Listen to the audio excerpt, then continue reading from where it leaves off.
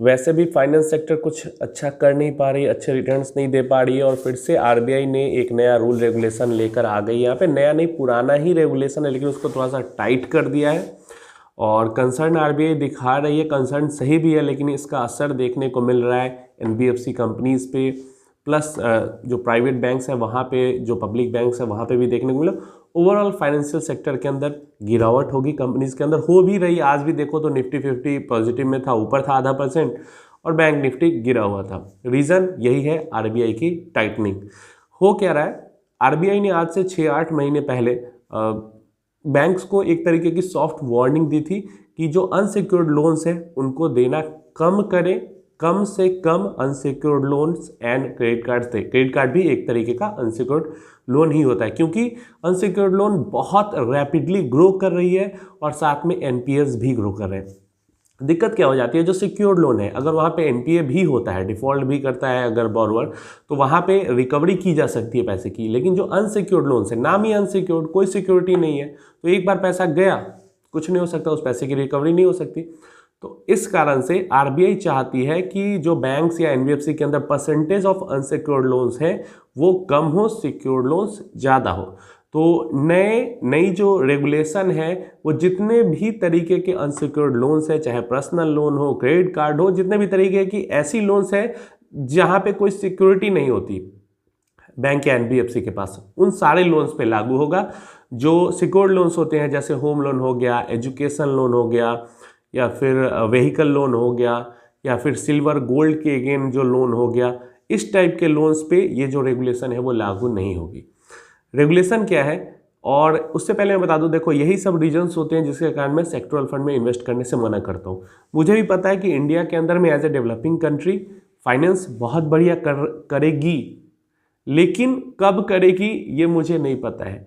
और sectoral fund, अब जैसे ये रेगुलेशन आई तो पूरा सेक्टर प्रभावित होगा और सेक्टर के अंदर गिरावट होगी या हुई भी है। और ऐसे में जो डाइवर्सिफाइड फंड होते हैं उसमें भी फाइनेंशियल सेक्टर में एक्सपोजर है, लेकिन उतना ज़्यादा नहीं है कि एक सेक्टर के गिर जाने से बहुत ज़्यादा असर देखने को मिलेगा। तो इसीलिए कहता हूँ अगर इन चीज़ों को समझते हो तो ही सेक्टरल फंड में इन्वेस्ट करो, नहीं तो मत किया करो। तो यहाँ पे जो आरबीआई कहती है, जिसके कारण बैंक्स पे असर जितना होगा उसका दोगुना असर एनबीएफसी पे होगा। आरबीआई कहती है कि पहले क्या होता था कि 10 रुपये, जैसे अगर 100 रुपये लोन बैंक दे रही है किसी को, तो 10 रुपये वो साइड करके रखती थी और वो 10 रुपये बैंक यूज़ नहीं करती थी, वो साइड रहता था कि अगर किसी भी तरीके की डिफ़ॉल्ट या कुछ भी होता है, किसी भी रीजन से अगर पैसा वापस नहीं हो पाता, तो उस पैसे को यूज़ किया जाता था बैंक की ऑपरेशंस के लिए। बैंक का ऑपरेशन नहीं रुके, बैंक बंद होना न पड़ जाए, इस कारण से 100 रुपये दिए तो 10 रुपये इधर रखे। तो आगे क्या होगा कि जो सिक्योर्ड लोन्स है उसके लिए तो वैसा ही होगा, 100 रुपये लोन जा रहा है तो 10 रुपये साइड में रहेगा। लेकिन जो अनसिक्योर्ड लोन्स हैं वहाँ पर अगर 100 रुपये लोन दे रही है कंपनी, मतलब बैंक 100 रुपये लोन दे रही है, तो यहाँ पे 25 रुपये 30 रुपये के आसपास तक उनको रख देना होगा, पैसा साइड करके उस पैसे को यूज़ नहीं करना होगा, बैंक हो या एनबीएफसी हो। ऐसे में क्या होगा, कॉस्ट ऑफ बोरोइंग बढ़ जाएगी और कॉस्ट ऑफ, इस कारण से कॉस्ट ऑफ लेंडिंग भी बढ़ जाएगी। जो पर्सनल लोन या क्रेडिट कार्ड या इस टाइप के जो भी अनसिक्योर्ड लोन्स है उन सब के जो इंटरेस्ट रेट है वो काफ़ी ज़्यादा हाई हो जाएंगे। आरबीआई सिंपली चाहता है कि जो बैंक्स एनबीएफसीज है वो अनसिक्योर्ड लोन्स दे ही ना या बहुत कम दे।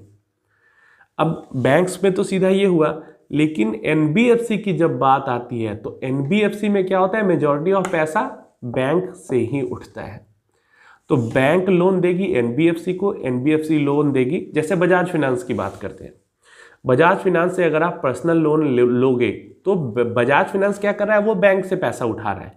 अब बैंक से वो पैसा उठाएगा तो बैंक एनबीएफसी को अगर पैसा दे रही है तो उसको भी पैसा साइड में रखना पड़ेगा।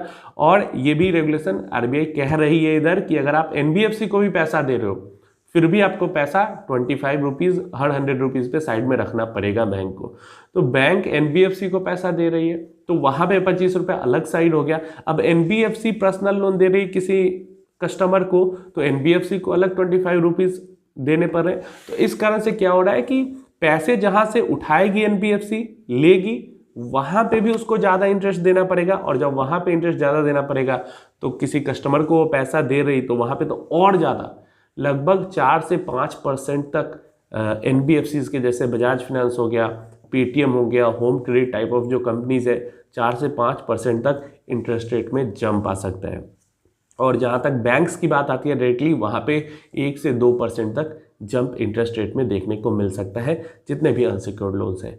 प्लस जो कंपनीज है लाइक SBI कार्ड्स हो गई, लिस्टेड कंपनी है, क्रेडिट कार्ड 100% क्रेडिट कार्ड का ही काम है SBI कार्ड्स का। अब सोचो इन कंपनीज पे कितना बुरा असर देखने को मिलने वाला है, क्योंकि वो अब ज़्यादा क्रेडिट कार्ड दे ही नहीं पाएगी, क्योंकि क्रेडिट कार्ड भी अनसिक्योर्ड, क्रेडिट कार्ड के जो नॉर्म्स है और ज़्यादा टाइट हो जाएंगे, क्रेडिट कार्ड मिलना बहुत ज़्यादा मुश्किल हो जाएगा। SBI का जो घूमते रहते थे सब लेकर क्रेडिट कार्ड देने के लिए, बहुत ज़्यादा मुश्किल हो जाएगा मिलना, क्योंकि हर 100 रुपये अगर क्रेडिट किसी को दे रही है, मान लो 1 लाख रुपए की क्रेडिट अगर दे रही है किसी को SBI कार्ड, तो 25,000 रुपये उसको साइड करके रखने पड़ेंगे। सोचो कितना कॉस्ट बढ़ जाएगा, तो इंटरेस्ट रेट भी बढ़ेगा।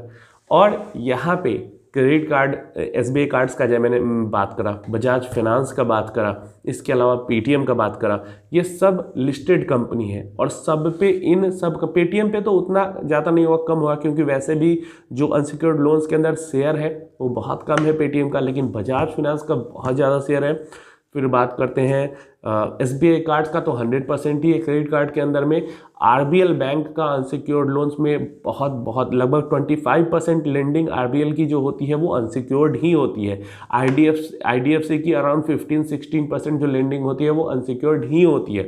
तो इन सब के अंदर में परेशानी आएंगी। जो फिनटेक कंपनीज है, न्यू एज जो इंस्टेंट लोन्स देती है, स्मॉल लोन्स देती है, जो एप्लीकेशंस वगैरह होती है, वो भी कहा, या तो जैसे क्रेडिट बी हो गई या स्लाइस वगैरह, ये सब तो अनसिक्योर्ड लोन ही देते हैं।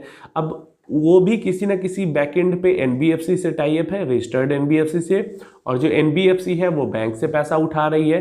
तो इन द एंड ये सारे, चाहे एप्लीकेशन हो, NBFC हो, सब घूम फिर के बैंक से ही पैसा उठाते हैं, और बैंक को भी पैसा साइड में रखना पड़ेगा, NBFC को भी पैसा साइड में रखनेगा।